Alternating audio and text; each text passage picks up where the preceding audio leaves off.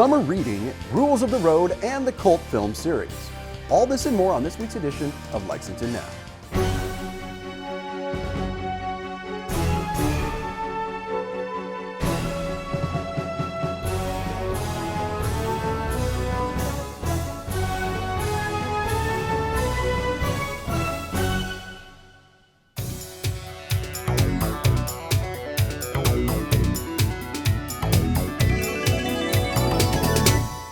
I'm Neil Noah, and this is Lexington Now for the week of June 24th, 2019.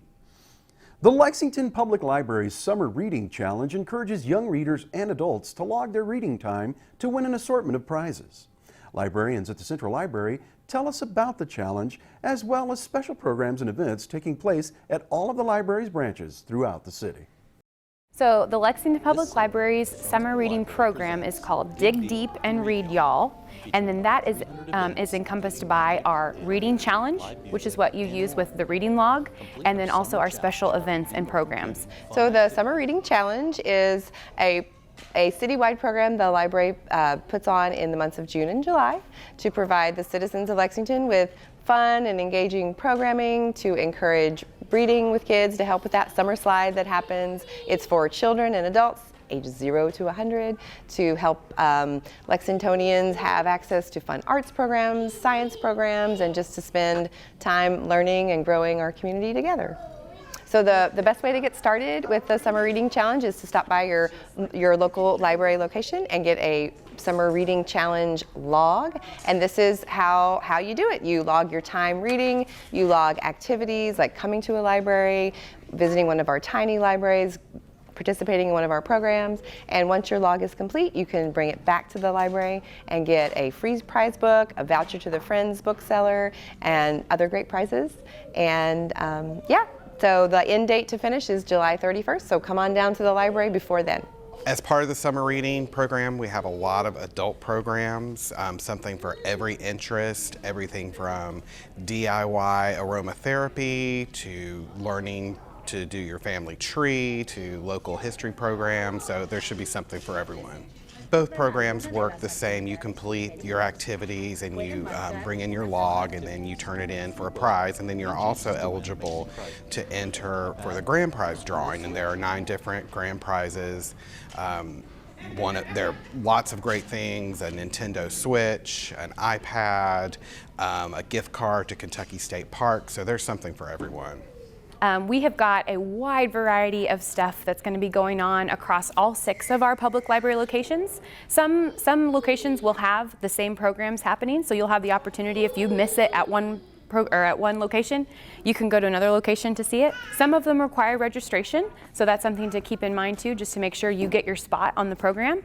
So I would like to actually get a little illustrations of what the programs are, so you guys can get enticed for what we've got planned for you.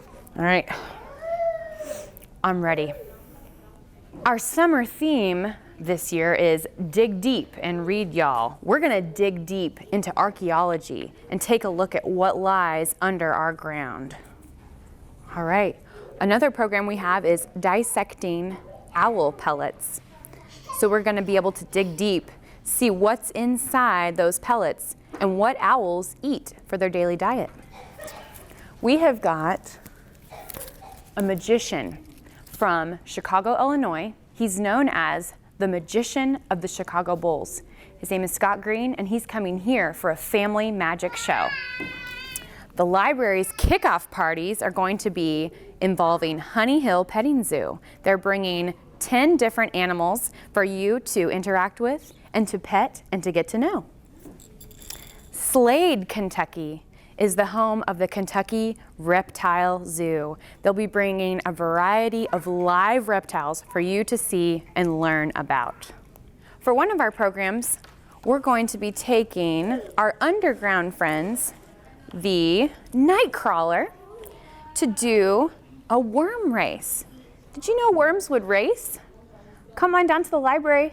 Try it out for yourself. One special program we have at the Central Library in partnership with the Lexington Parks Department is our Downtown Playground. It's every Saturday in June and July from 11 to 1. We have inflatables, sand tables, and games for the whole family, so come down and check it out. The Lexington Public Library has 6 library branches. This is just one of them. And so most of our programs repeat at different locations. So if you look in our program guide, which you can pick up in any library location, you can find out more about our programs and go to our webpage and our event calendar, and that'll tell you the times and the places to see what's up. No matter how long you've been driving, a refresher on road safety can come in handy. This week we introduce our new series, Rules of the Road. Hello, I'm Police Sergeant Randall Combs and welcome to Rules of the Road. We're going to discuss some very important topics that we hope will make you a better and more aware driver. We hope that you find the topics that we discuss to be both educational and informative.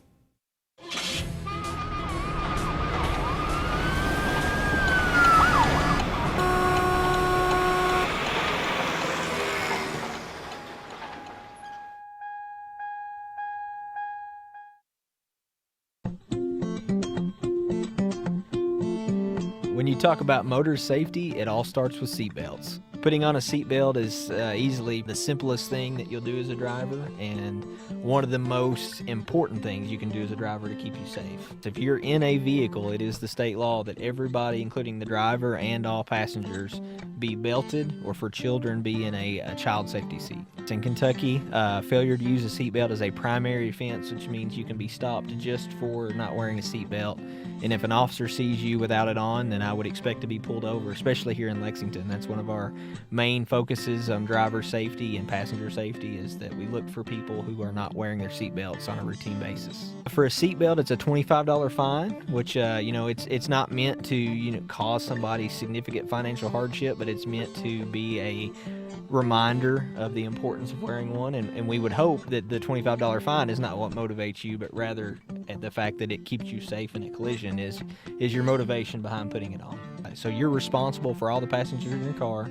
However, if you have a passenger in your car who's an adult, then they may be cited directly for failure to wear a seatbelt. So yes, that's if anybody under the age of 18, then the driver is responsible for them. Cars have come a long way from where they were back in the 50s and even 60s with the advancement of the safety equipment with these different seatbelt systems and airbag systems and driver sensing systems and all that. But still, the most basic system in your car would be your seatbelt, and probably still is the most effective in keeping you safe if you were to be involved in a collision. So with new cars, newer cars have what's called an advanced airbag system.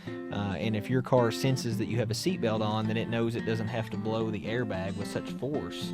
And if you do not have a seatbelt on, then your car knows that, and it blows the airbag with full force, which can also cause injury. So yes, certainly those are designed to be worked in conjunction with one another.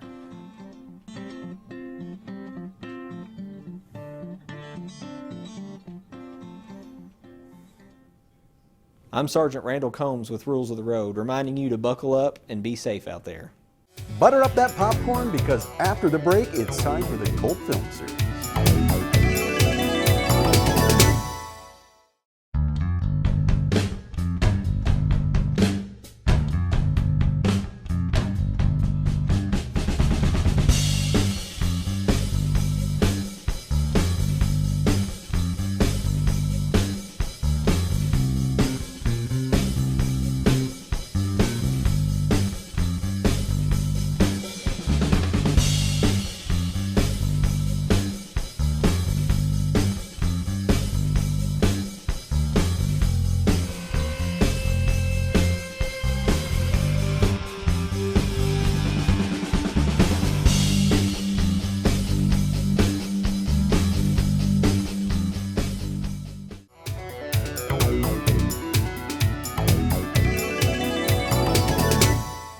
Welcome back to Lexington Now.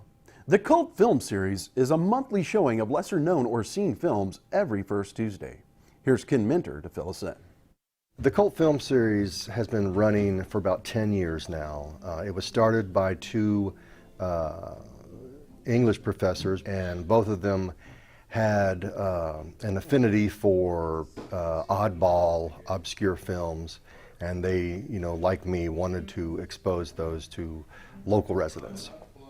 The Cult Film Series at Al's Bar, of course, has been at Al's Bar for the past 10 years. Currently, Owl's Bar has been sold to a new owner, and they've essentially gutted the building and are unable to, show movies or anything right now until they're finished. The series hopes to pick up back at Owl's once they reopen, but in the interim, we're showing here at the Farish Theater, which is a multi-purpose theater and event center that's open to the public and it's free to the public. My goal for this series is to expose Lexingtonians to movies they may have never seen or movies that they haven't seen since they were children or teenagers, and just to come and have a good time. It's important to me to share the films that I show with people because a lot of these films are, while some may be bad, they're still very enjoyable. And I feel like a lot of modern films are so homogenized for audiences that there's rarely any sort of uniqueness to many of them that is exemplified in older films. Some of the films I've showed in the past are cult classics such as Sleepaway Camp, Blackula, and one awfully weird one, The Baby. My favorite movie, the favorite movie I got to show in the series was The Legend of Boggy Creek. The Legend of Boggy Creek kind of kicked off the whole Bigfoot phase in the early 70s, and that movie left an indelible mark on me as a child. And every time I've watched it or shown it to friends or the cult film series audience, everyone's always enjoyed it. It's very bad, but it's very good. When folks come to the cult film series, they can expect to see an obscure movie, one forgotten by time. It could be high quality or poor quality, unintentionally funny, and using special effects that are cheap but creative. And hopefully they'll leave, being entertained and having had a few good laughs. The cult film series takes place at the Farish Theater at the Lexington Central Library downtown. It's the first Tuesday of each month, starting at 7 p.m.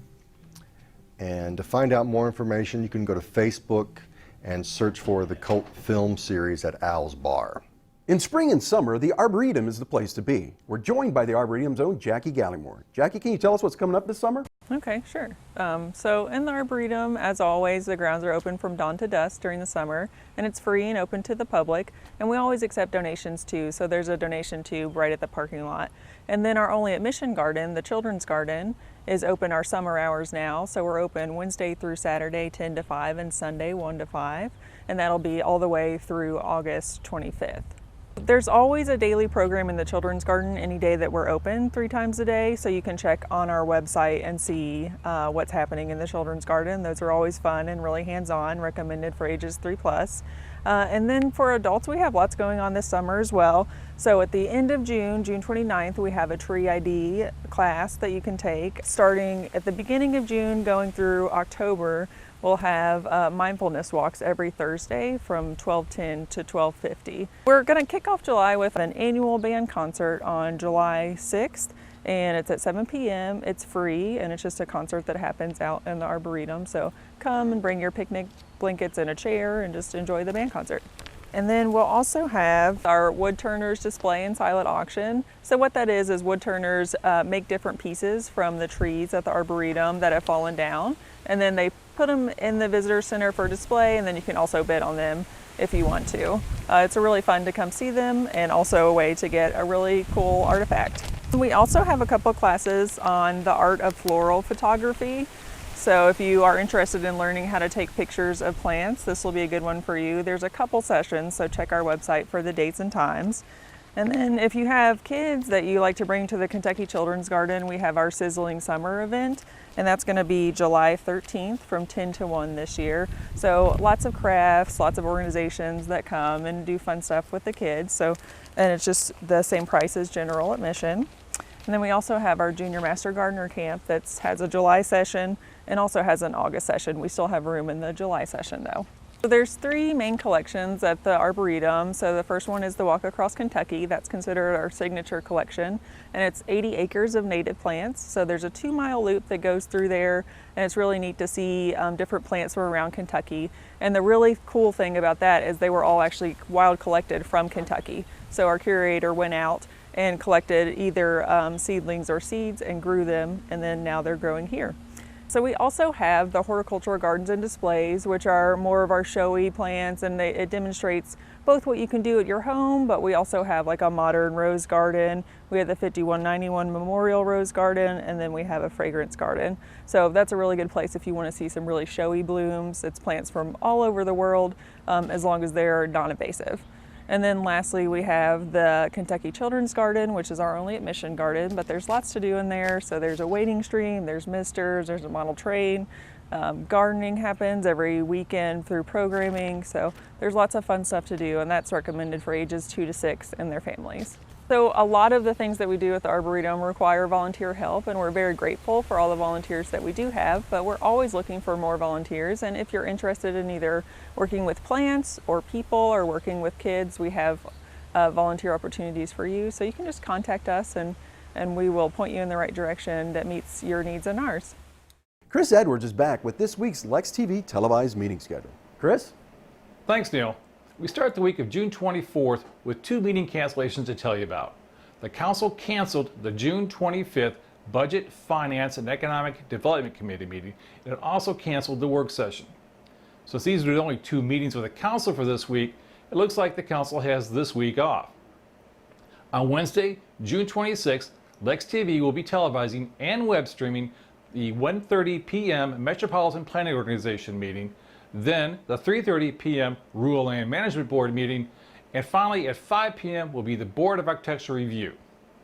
The last meeting for this week is the Planning Commission meeting on Thursday at 1:30 p.m. This week's agenda are zoning items.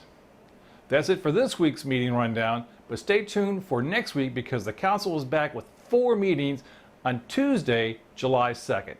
Neil, it's back to you. That looks like it's all for this week, but you can keep up with us on social media and check out the latest traffic updates on Twitter at LexRex, or catch our live traffic cams on lexingtonky.gov. For the staff and producers on Lex TV, I'm Neil Noah, and that's it for now.